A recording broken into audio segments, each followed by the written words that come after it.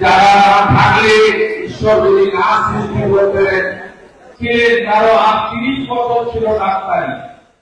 Doctor থেকে তিনি পদত্যাগ করে নরেন্দ্র মোদীজির সৈনিক হিসেবে রাষ্ট্রবাদের পক্ষে কাজ করছেন।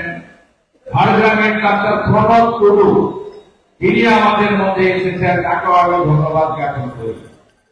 আমাদের মধ্যে খড়গপুরের কাউন্সিলররা আছেন, আমাদের মধ্যে আমাদের নেত্রী শিক্ষিকা বোন সোনালী মহোদয়া আছেন, আমাদের মধ্যে বর্ষিয়ান আমাদের শুভজিৎ রায় থেকে শুরু করে, অমূল্য মাইতি থেকে শুরু করে, ডক্টর শঙ্কর গুসাই থেকে শুরু করে, তরুণ রমাপ্রসাদ গিরি থেকে শুরু করে, নাগেশ্বর রায় থেকে শুরু করে, কে নেই? আমি আমাদের সমস্ত যারা মাতৃমণ্ডলী রয়েছে, আমাদের প্রত্যেককে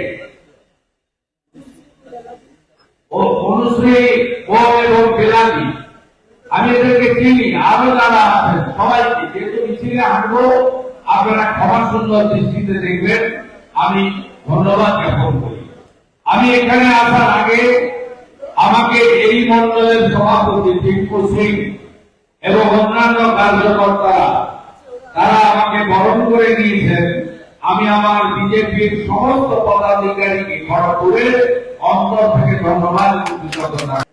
এই মুখ্যমন্ত্রীর পুলিশ ধর্ষণকারীদের বাঁচান, আর এই মুখ্যমন্ত্রী তার এই 14 বছরের জমানাতে যতগুলো মহিলা নির্যাতন, ধর্ষণ, খুন হয়েছে, ছোট ছোট বাচ্চা কন্যা বোনেরা অত্যাচারিত হয়ে, বিভৎস অত্যাচারিত হয়ে হৃদয় বিদারক ভাবে প্রাণ দিয়েছেন, এই মুখ্যমন্ত্রীর সবগুলো ঘটনাকে ছোট ঘটনা বলে বলেছেন।